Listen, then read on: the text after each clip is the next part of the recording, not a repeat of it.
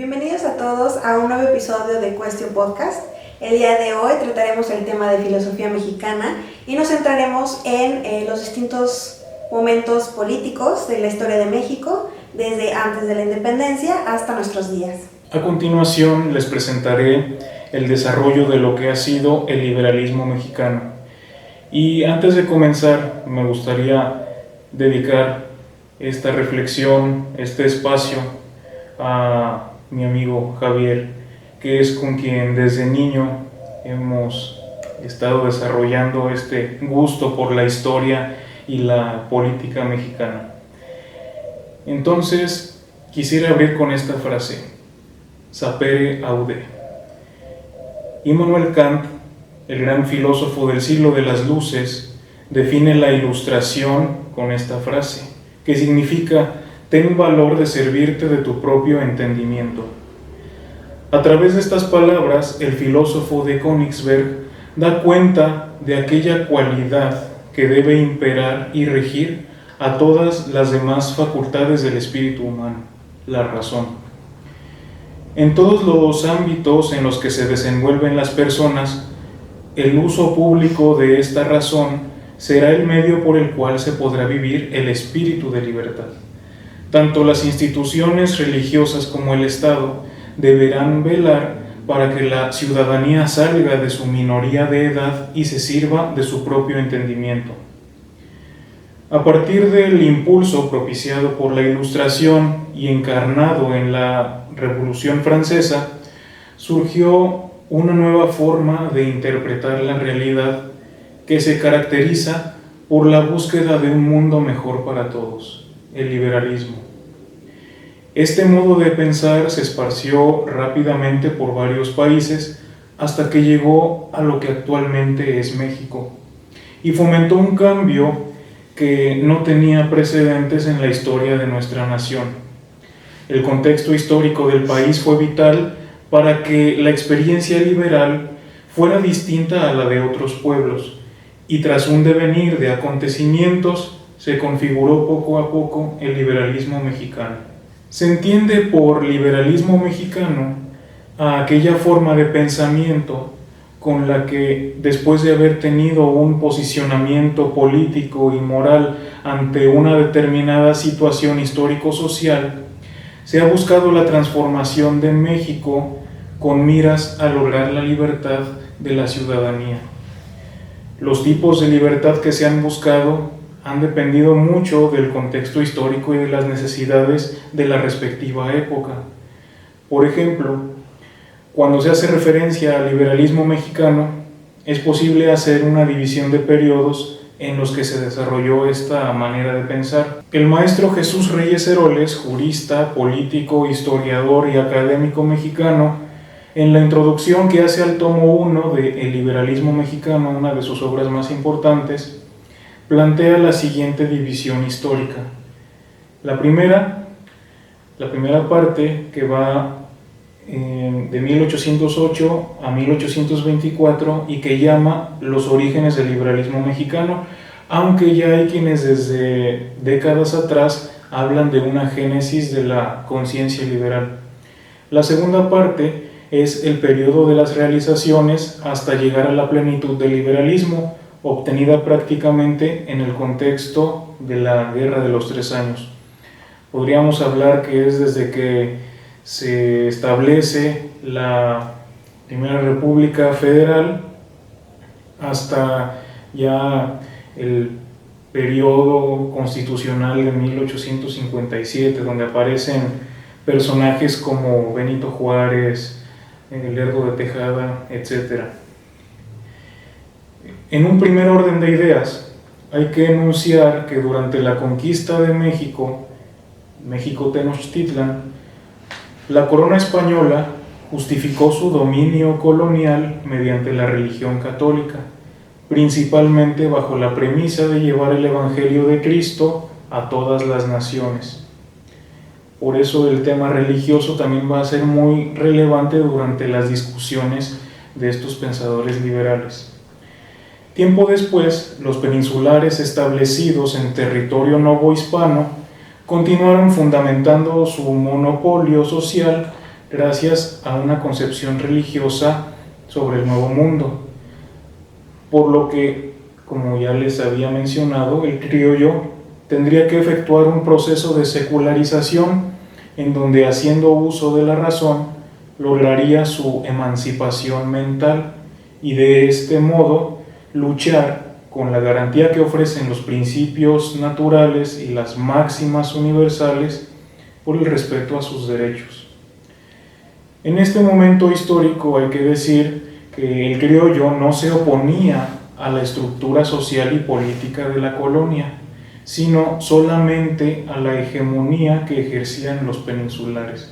Es decir, los españoles, que propiamente habían nacido en la península ibérica, llegan a la Nueva España, entonces acaparan todos los cargos de poder, ya sea civiles o eclesiásticos. Entonces los criollos protestaban de que se les trataba de una manera inferior y decían: no, pues nosotros hemos nacido aquí, nosotros tenemos derecho a gozar de los beneficios de nuestra tierra, nosotros tenemos derecho a decidir cómo vamos a administrar esto, y no que vengan otros que ni siquiera se sienten identificados con este lugar y nos vienen a mandar y a quitar lo que tenemos.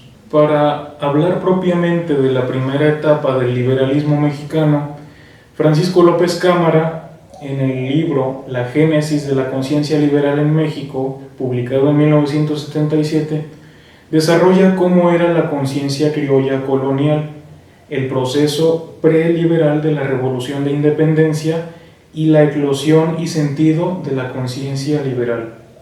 En esta obra, López Cámara, que fue discípulo de José Gauss, expone la crisis social que desestabilizó la estructura colonial de la Nueva España desde el siglo XVIII, y cómo el criollo, entendido no como un sujeto aislado sino siempre en colectivo, comenzó a cobrar conciencia de sí y de su realidad autóctona, que era muy distinta a la de los peninsulares, hasta que, después de pasar la etapa revolucionaria, el bagaje teórico e ideológico empezó a tener una mayor solidez.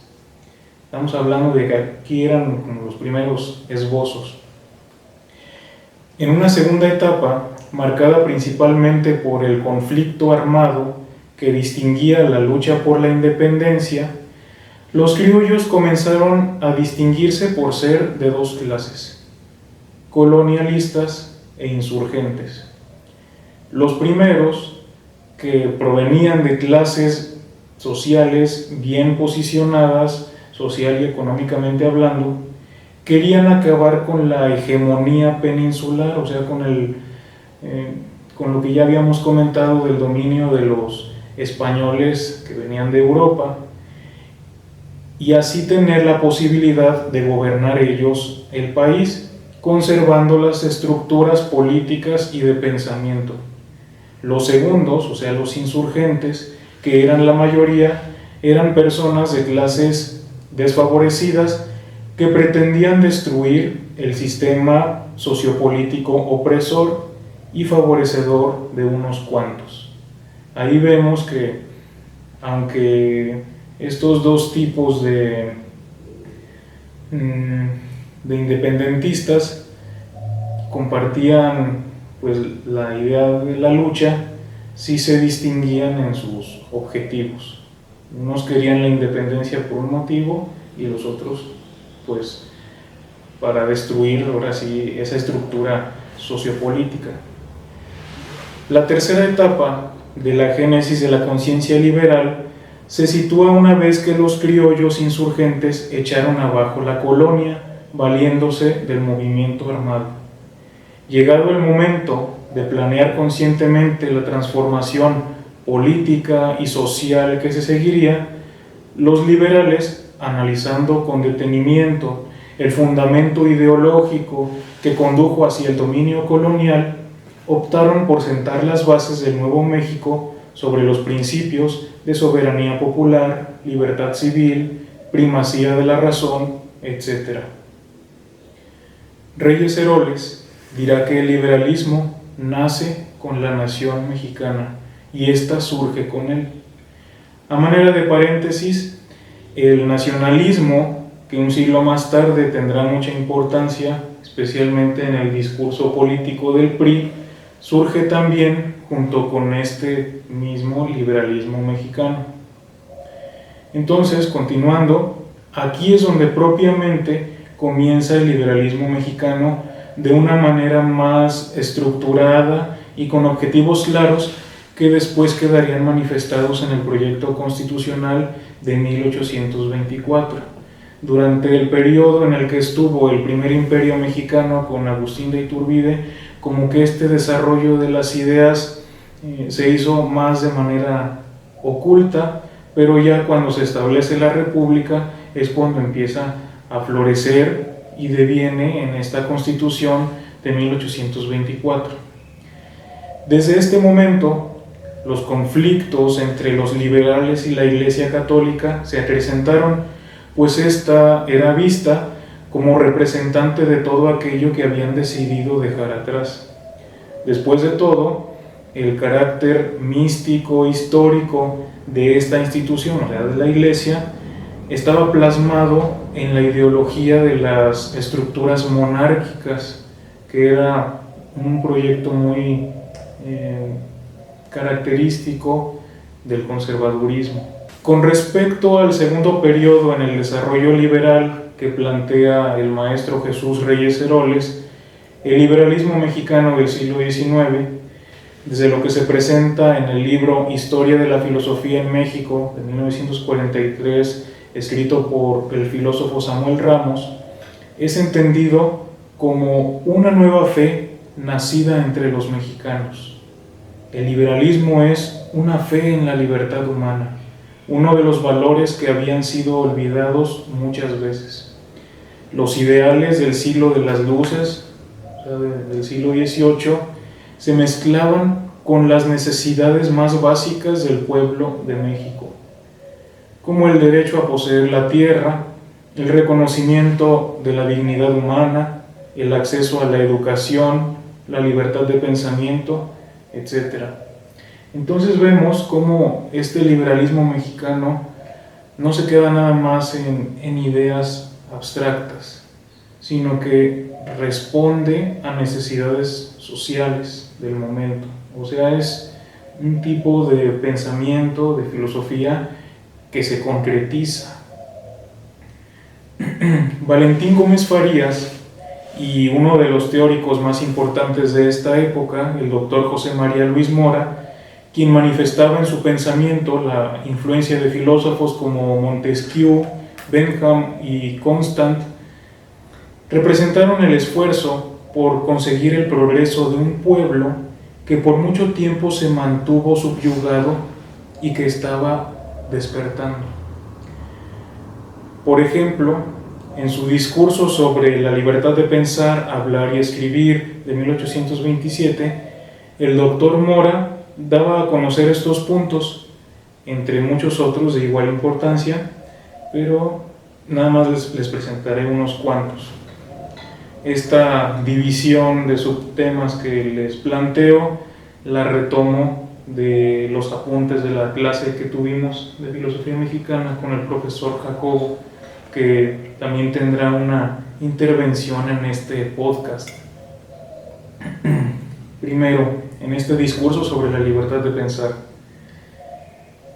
este primer punto que trata sobre el hecho de que es imposible prohibir el libre pensamiento, el doctor Mora dice: si se pudiera elegir entre pensar y no pensar, podríamos, por mencionar, seleccionar los pensamientos que no quisiéramos tener, y eso, pues, evidentemente es imposible.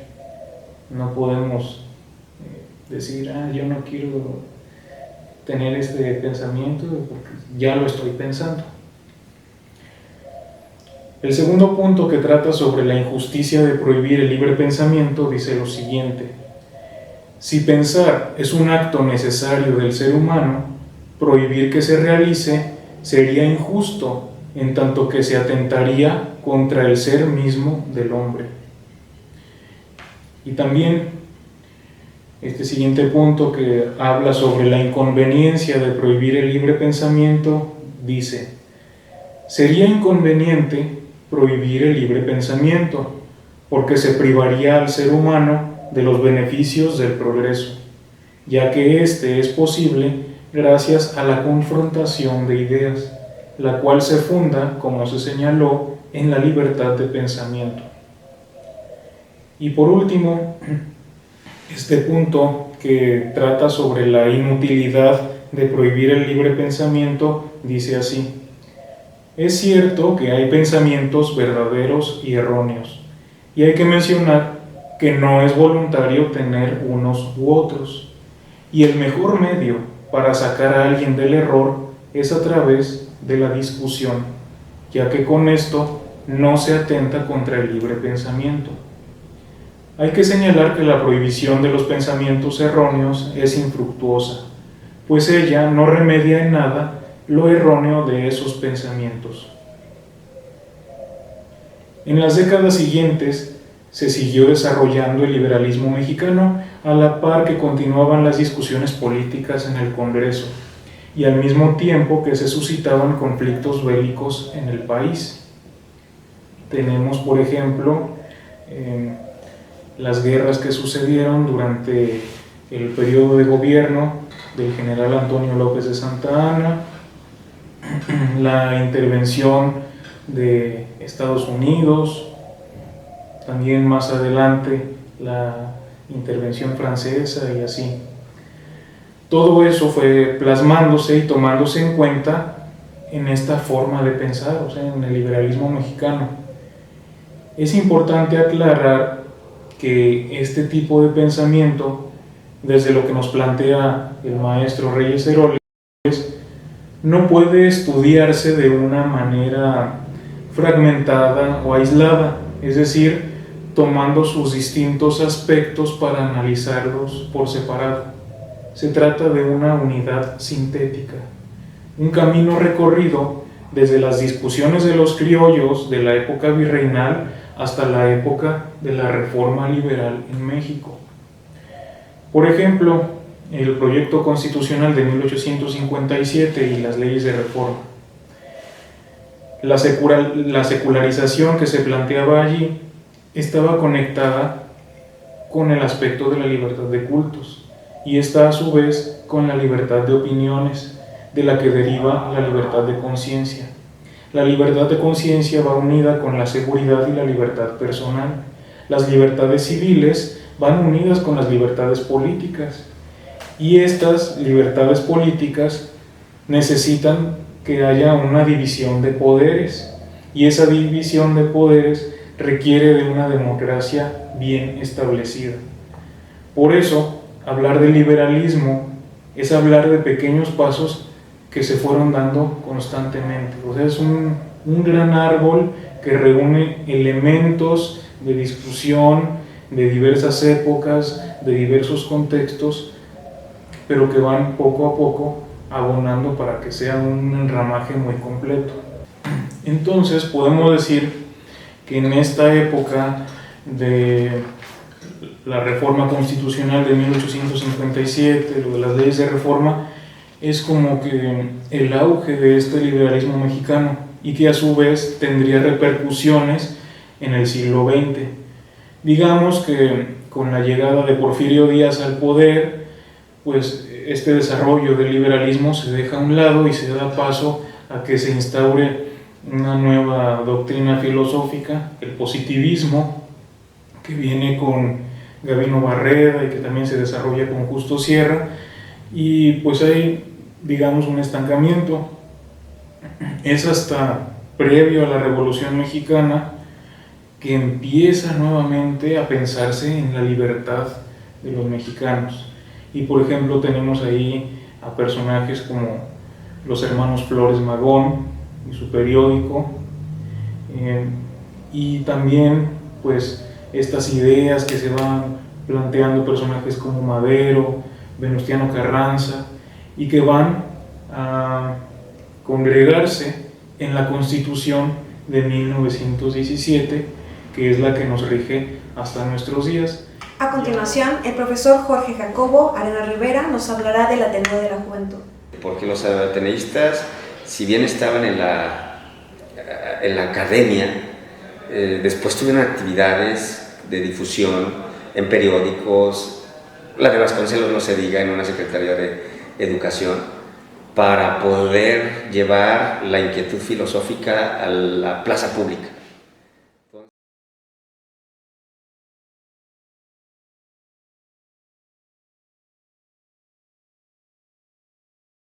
Muy bien, bueno, es finales del siglo XIX, principios del siglo XX. Es un contexto complejo, pero que creo conveniente irlo concatenando diferentes áreas que se van dando. Primero, la cuestión política. En la cuestión política ya tenemos un México consolidado como un Estado-nación. Esto, pues, hay que recordar que estamos en el culmen del porfiriato, un culmen en el cual pues sí, había surgido del movimiento de reforma, la guerra reforma, en la cual liberales y conservadores tienen un encuentro y los liberales salen triunfando. Y aunque de ahí sale el porfiriato, pues el porfiriato no tarda en traicionar sus ideas liberales y tiene unas ideas conservadoras, pero sí crea un Estado fuerte como una institución. Y esto lleva al siguiente punto, que es la cuestión económica. Ya hay una consolidación económica, pero también con una injusta distribución de la riqueza, donde se centra principalmente en los grandes capitales extranjeros y también grandes terratenientes nacionales, lo cual nos lleva entonces al tercer punto, que es la cuestión social. Hay un México totalmente dividido, polarizado, una injusta distribución de la riqueza, donde los más tienen menos y los de menos cantidad tienen unas cantidades impresionantes de riqueza.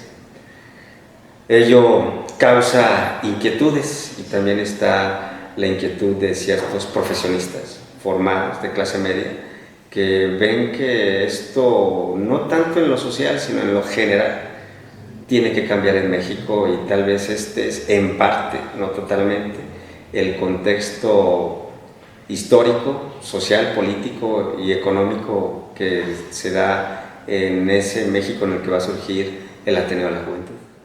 Muy bien. El Ateneo de la Juventud, como dije, ese es el contexto en el que está, pero no es una respuesta a las injusticias del México del inicio del siglo XX. Son jóvenes que no es que no sean comprometidos, simplemente son una clase media bien acomodada, que también por los medios de comunicación, que no eran tan transparentes ni tan extensos como hoy, y además también la prensa controlada por el gobierno, pues no tenían idea de lo que pasaba en las provincias de una manera clara. Los verdaderos denunciantes de las injusticias que se vivían en México, no ideólogos, pero sí denunciantes, son por ejemplo los hermanos Flores Magón, ellos sí. Los ateneístas tienen inquietudes principalmente intelectuales. Por una parte están ahogados, se sienten ahogados por el positivismo que impera en México desde el último tercio del siglo XIX, traído por Gabino Barreda, pero que ya no tiene la frescura de él. Tienen alumnos como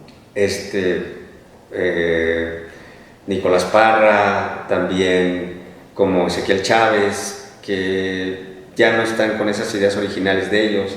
Ahora tienen a otros pensadores de fuente, no Comte, sino Estormil, por ejemplo, y ellos tienen un positivismo, yo le llamo, ya muy comprometido con los intereses del poder también, y no tienen la frescura intelectual, y lo que buscan los jóvenes ateístas es frescura, nuevos aires intelectuales. Se acercan a pensadores del siglo XIX, finales, principios del XX, como Bergson, como Nietzsche, como Steiner. Entonces ellos, por una parte, quieren desahogarse de ese positivismo que los está acabando, ya que es muy repetitivo, acabando intelectualmente me refiero, y por otra parte tienen, más que un espíritu joven, una actitud jovial, porque una actitud jovial la puede tener una persona en cualquier edad. Y ellos tienen la actitud jovial de nuevos aires intelectuales.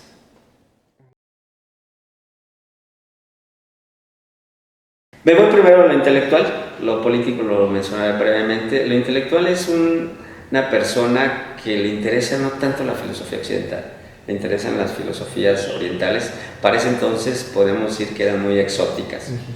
Le interesa mucho el ámbito de la estética, y algo que poco lo han tenido en cuenta, y a mí me gusta mucho resaltarlo porque no se ha hecho muy frecuente esto, es su tema de la raza. Su tema de la raza, en la época que él lo retoma, es cuando la naciente ciencia, la genética moderna, empieza a mostrarse al mundo, literalmente. Y algunos toman el tema de la raza en términos negativos, que lo vimos, por ejemplo, en unas justificaciones inmorales que utilizaron el tema de la raza del nacionalsocialismo. Pero él al tema de la raza le da una vuelta positiva y ve en las razas, concepto por cierto científicamente ya totalmente obsoleto, él le da un viraje positivo y ve en los latinoamericanos donde la conjugación de las razas, no la exclusión como anteriormente, y por desgracia parece que hoy también, donde las razas se mezclan, no se excluyen, y se dará la raza cósmica. Entonces ese tema a mí es muy interesante, y creo que sería importante que haya investigaciones futuras donde lo encaminen con el tema de la investigación genética que comienza a finales del siglo XIX, principios del XX. Eso, y en las cuestiones políticas, pues sabemos que él sí incursionó, intentó, o mejor dicho, fue candidato a presidente de la República en la elección de 1928, y pues el oficialismo desde entonces, y en ese entonces con el candidato Plutarco Elías Calles gana, y eso le causa a Vasconcelos, y dije hace rato tormentas, le causa frustraciones y hasta mal humor. Se enoja, pues en general parece que con su entorno, y se va de México, regresa, después ya perdonado, como se podría decir, y pues su vida ahí pasa en la última parte en la Biblioteca Nacional, y tal vez si no se hubiera dejado comer tanto por las iras de lo público, tal vez hubiera dado más de lo mucho que, por cierto, porque desde que dio mucho, lo dio, y es uno de los grandes filósofos que ha dado México. Fue, mejor dicho, el papá de la SEP, podríamos decirlo, y tuvo actividades muy importantes. Entre ellas yo rescataría la promoción de la idea de la mística de ser profesor. La actividad del profesor no como una actividad, sino como una vocación, y ir a enseñar como una de las principales actividades que podría lograr un mexicano, tanto así que el magisterio sigue teniendo cierta aura de una actividad cuasi sagrada en el ámbito de lo público, por lo que le imprimió, ya que ser profesor en ese entonces era ir a lugares remotos, a lugares donde era muy difícil el acceso. La creación de algunos libros de la filosofía clásica que hacía él que se distribuyeran, pues imagino un joven con capacidad de leer, que a lo mejor no conocía mucho de su mundo más que su entorno, de repente tener en sus manos la Odisea o algo así debió de ser muy importante. Entonces sí, yo creo que no nada más lo pienso yo, muchos lo comparten, de que es el impulsor de la educación pública en México, que anteriormente ya había una secretaría, la Secretaría de Instrucción Pública, no tenía ese carácter de público, y público me refiero no nada más abierto a la gente, sino principalmente a las clases populares. Y definitivamente. Pues Antonio Caso es siempre entregado a la academia, pero una persona cultísima que conoce mucho el pensamiento existencial. Un pensamiento existencial, más que existencialista, porque él nos invita a asumir una existencia lo más plena que se pueda en ámbitos difíciles, como es el mundo en que vive, que a nivel nacional pasa por la Revolución Mexicana, que a nivel internacional pasa por la Primera Guerra Mundial, y Él nos propone tener un amor de caridad como la actividad humana más excelsa, que puede superar todo egoísmo, que puede superar todas contradicciones. Es muy valioso, que puede ser también valioso para épocas de hoy que no son tan bellas, sino también pasan por momentos oscuros, y tal vez pensamientos como el de él, en momentos oscuros en vez de hacerse más oscuros, en momentos duros en vez de hacerse más duro de la piel, más duro del corazón. Lo que verdaderamente nos hace fuertes es ser amorosos. Entonces yo lo rescato mucho de él para una forma de llevar la existencia. Y por último,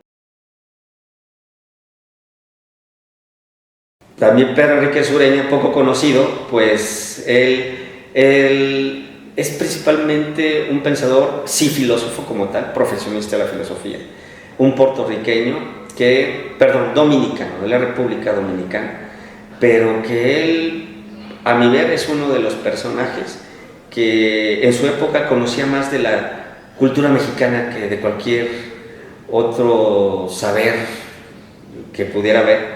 Él te hablaba, te escribía sobre prosa de la época del barroco virreinal de México, del positivismo del siglo XIX que había vivido, de los jesuitas del siglo XVIII, y era una persona de una cultura vastísima, tan solo para que fuera bien respetado y le reconociera su grandeza intelectual personajes como Jorge Luis Borges. Entonces, Alfonso Reyes, el regiomontano, que tenía una cultura vasta, era literalmente un docto. Es todavía un gusto leer de él cuestiones de los griegos y después irse a ver qué escribió de Fray Servando Teresa de Mier y ver cómo estaba viviendo la revolución también. Hay un pequeño texto precioso de él que se llama, precioso en lo intelectual, claro está, ya que no está peleada la hermosura con la literatura y la filosofía. Pasado Inmediato, donde nos habla cómo se vive la recién vivida Revolución Mexicana. Entonces, podremos hablar de más, pero al menos estos son, yo diría, los 4 grandes del Ateneo de la Juventud, que le dieron una jovialidad al pensamiento mexicano, que si uno como mexicano y como filósofo quiere tomar aires a veces en momentos difíciles o en momentos donde la cotidiana existencia es árida, sugiero que abra un libro de alguno de los 4 grandes del Ateneo de la Juventud. Perfecto. Como bien decimos, la historia no se repite, pero sí rima. Y ahora considero que está rimando mucho en que pues sigue habiendo muchos tipos de violencias en México.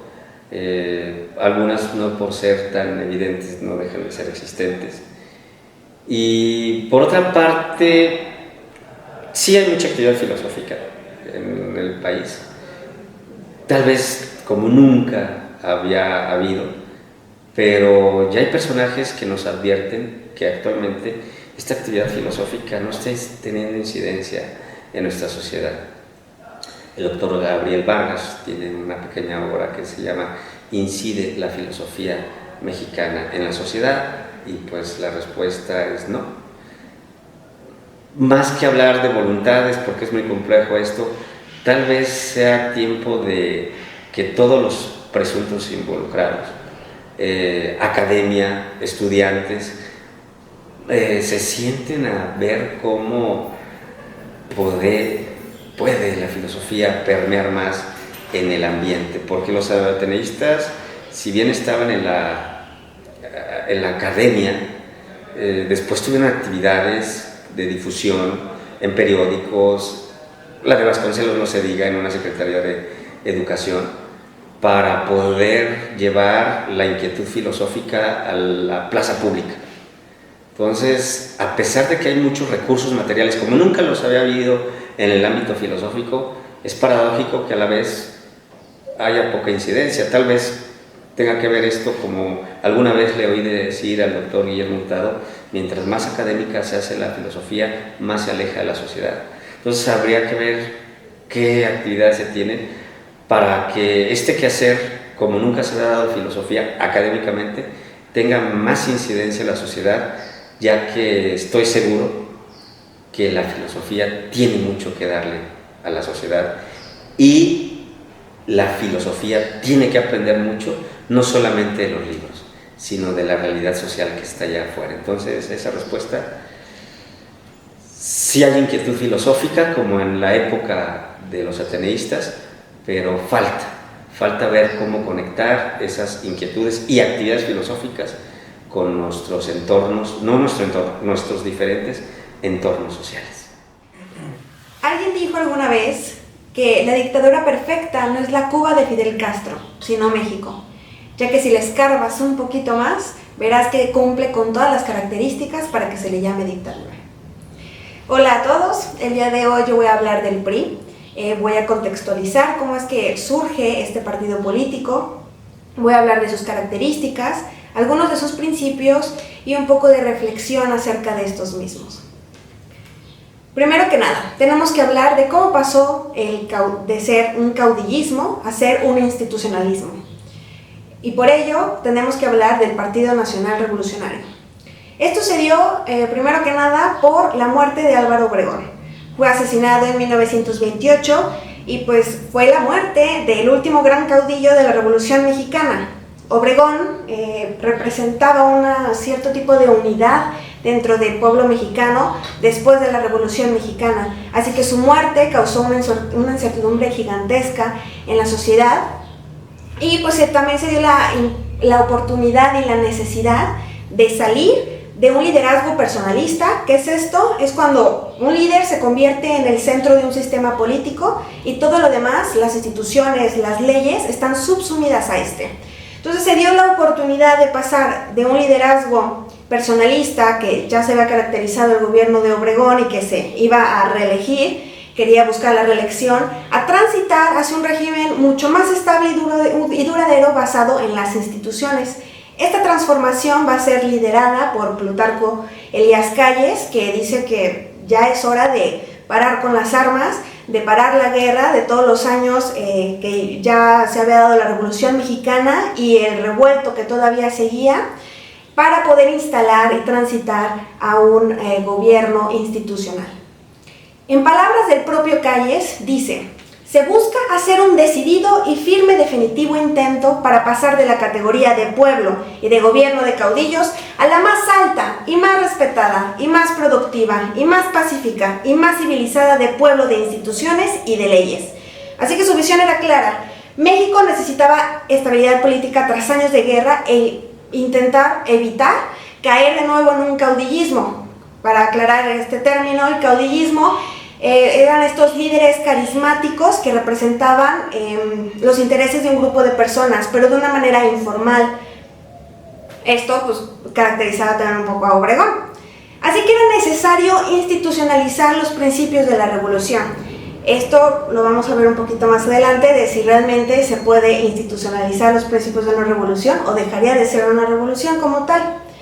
Así que en 1929, Calles impulsó la creación del Partido Nacional Revolucionario, el PNR, e intentó conciliar los intereses de las distintas clases sociales en México y de los distintos grupos que se familiarizaban o se identificaban con ciertos caudillos.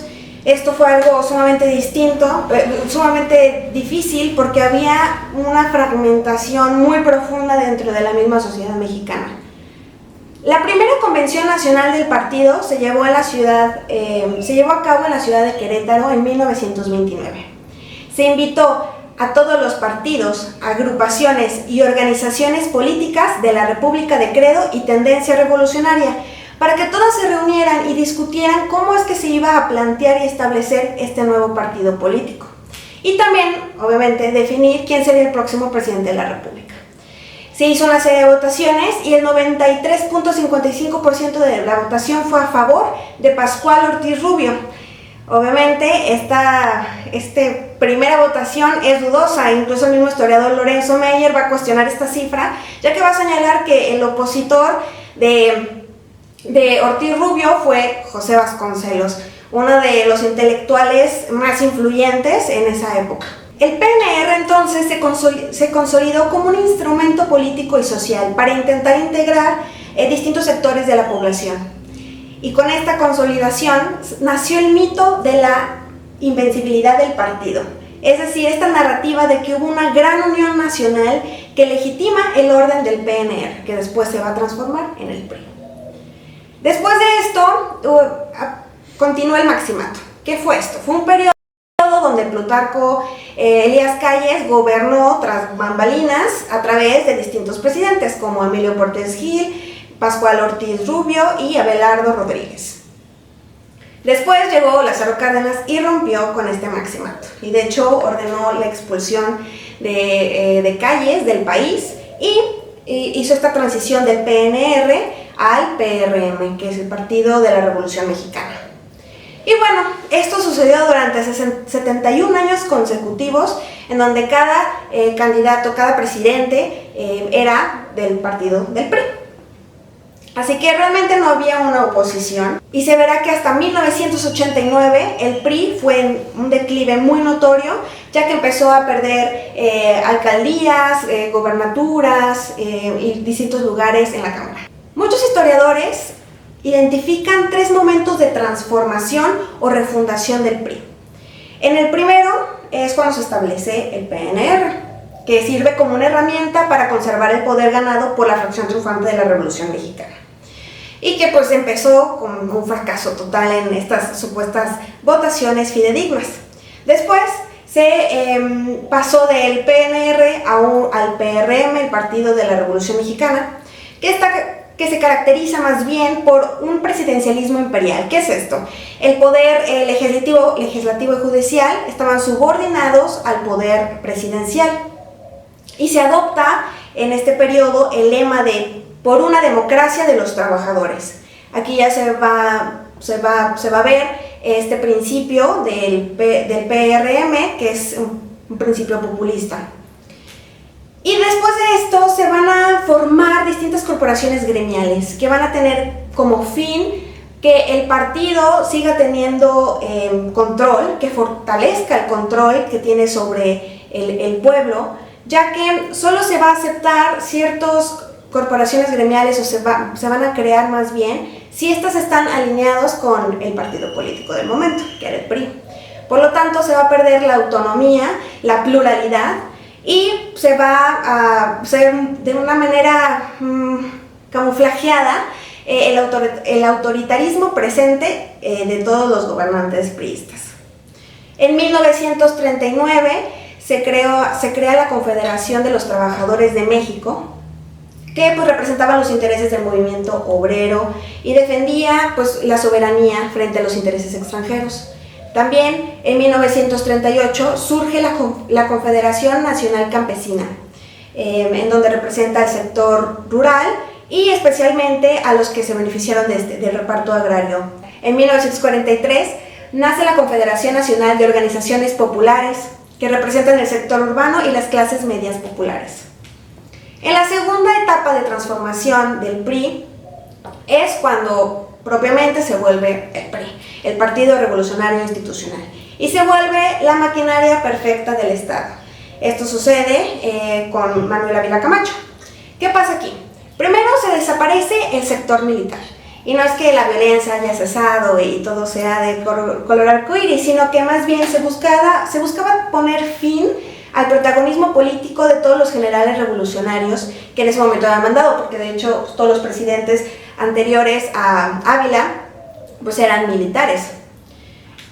Y de esta manera, al desaparecer el sector militar, consolida el poder militar directamente bajo el poder del presidente. También pues hay una hegemonía de facto, donde no se elimina de manera total la oposición, pero obviamente no había oposición, y ocurre una gran crisis. ¿Con quién? Con Miguel de la Madrid. ¿Por qué? Porque se aleja de la ideología del PRI, que estaba caracterizada por el estatismo, el nacionalismo y el populismo, y abre la puerta al neoliberalismo, yendo en contra pues, de toda esta ideología. También ocurre un fraude electoral en 1988 por Carlos Salinas de Gortari, y el historiador Lorenzo Meyer dirá el fraude de 1988 rompió la narrativa de que el PRI ganaba porque el pueblo lo amaba. Así que en toda esta narrativa ficticia de que se cayó el sistema y después quemaron las boletas años después y que no se pudo pues realmente comprobar si se había ganado justamente, el pueblo empezó a perder más y más confianza. La tercera etapa de transformación del PRI fue un intento de modernización, a romper con la ideología anterior que de por sí no era muy coherente. Pues empezó a hacer una revisión ideológica y se presentaron una distinta ideología. Tendía a un liberalismo social que fue promovido por Salinas de Gortari, en donde intenta conciliar una justicia social con una apertura económica. Aquí pues se va a caracterizar especialmente por el Tratado de Libre Comercio en 1944 y en este periodo de modernización pues se intenta recuperar la confianza del pueblo y recuperar pues, el voto. Ahora hay que hablar de algunas características del PRI. Estas obviamente van a ir cambiando, como ya vimos, se fue desarrollando y en cada etapa se cambiaron algunos principios fundamentales que tenía. Primero ya habíamos mencionado el presidencialismo imperial. Otra característica importante es el nacionalismo. Pero primero tenemos que hablar del nacionalismo revolucionario. En la Revolución Mexicana se promovía un nacionalismo que defendía a los mexicanos contra la oligarquía y el imperialismo. Pero también otro historiador va a proponer esta idea. John Consworth va a plantear que el término nacionalismo es una construcción de este sector gobernante con el fin de intentar justificar una unidad en el pueblo que estaba profundamente fragmentada, partida por el caudillismo que se dio en la Revolución Mexicana. También otra característica importante es el populismo. Del latín popularis significa relativo al pueblo y el sufijo ismo indica doctrina o sistema. Esta palabra es equívoca y ha tenido distintos significados en la historia, pero hoy en día lo podemos explicar de manera concreta y breve como un enfoque político en el que se apela al pueblo y a sus intereses para recibir su apoyo, pero este apoyo como una unidad homogénea, en donde se ve de manera muy tajante una separación entre el pueblo y los que no son el pueblo, que será la oligarquía o la élite. Salmorán Villar hace una reflexión interesante acerca del populismo y se pregunta si el populismo es esencialmente antidemocrático. Así que me gustaría traer esta reflexión a la mesa para analizar algunas problemáticas o retos que se tuvo en el PRI en su momento, incluso lo podemos trasladar a hoy en día, en donde muchas veces se afirma ser democrático, pero por el otro lado también populista. El autor va a decir que el populismo no es esencialmente antidemocrático, pero que sí puede atentar contra ella e incluso terminar con la democracia por completo. ¿Por qué? Existen varias razones, varios rasgos. La primera es que se habla de pueblo como una unidad homogénea, es decir, como una voluntad única. Esto implica un riesgo. ¿Por qué? Porque al plantear o al poner toda la sociedad o todo el país bajo de una misma etiqueta, se deja de lado las libertades individuales, los distintos ideologías, las distintas opiniones, excluyéndolas, diciendo, pues termina siendo algo violento. También la segunda característica es una tendencia a dividir la sociedad entre el pueblo, que se caracteriza como un pueblo puro, y todo lo que no es el pueblo, que es la oligarquía o los fifís, no se lo quieren poner con léxicos de hoy en día. Y también está esta frase, ¿no? Muy característica: si no estás con el pueblo, estás contra de él. Así que se plantea una postura muy exclusiva, muy rígida, muy cerrada, en donde no existe el diálogo. También hay una desconfianza hacia las instituciones representativas, en donde busca deslegitimizarlas y por ello puede atentar contra la soberanía y la propia democracia. ¿Y cómo es que todo esto afecta a una reflexión del PRI? Pues esto se ve reflejado. ¿En qué sentido? En que las instituciones representativas empezaron a funcionar como un instrumento de poder y no como un espacio de pluralidad política real, ya que todas estas corporaciones gremiales expresaban una voluntad única del pueblo. Aquí está el rasgo del populismo en el PRI. Además, cuando se usa el poder en nombre del pueblo, también puede atentar contra la democracia al justificar ciertas cosas en nombre de esta voluntad unívoca. Así que el pueblo estaba organizado y representado desde el Estado mismo, lo cual anulaba la necesidad de partidos opositores o movimientos sociales externos. Por eso el PRI usaba este tipo de discurso, ya que concentró todo su poder y toda la justificación en que solo había una voz de la sociedad mexicana. Otra característica muy importante es el nepotismo. ¿Qué es el nepotismo? Es utilizar el cargo o el puesto de uno para dar favores, poner en posiciones de poder a amigos, familiares, sin que estas personas cumplan con las necesidades o los méritos de estar en tal trabajo, ¿no? En tal puesto. Otra característica importante que creó un gran enojo dentro del pueblo mexicano fue la violencia que se dio por parte del PRI. El gobierno orquestó en distintas ocasiones matanzas a civiles en marchas, una de ellas siendo el halconazo de Luis Echeverría en 1971, la matanza de Tlatelolco en 1968 o la matanza de Acteal en Chinaljo, en los Altos de Chiapas en 1997. Todas estas tienen cifras muy bajas a las muertes, desapariciones que realmente tomaron lugar, y pues hasta el día de hoy sigue habiendo marchas y reclamos hacia el gobierno para aclarar y hacerse responsable de todas estas tragedias. Lorenzo Meyer, el historiador que he utilizado mayormente en esta investigación, dice que el PRI es como un ente mitológico.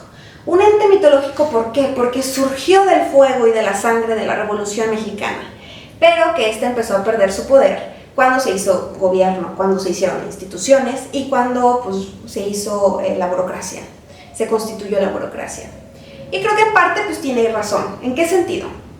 En que el núcleo de la revolución es el cambio, es este impulso emancipador, es transformación. Y al institucionalizarse, claro que se normatiza y se reglamenta la revolución.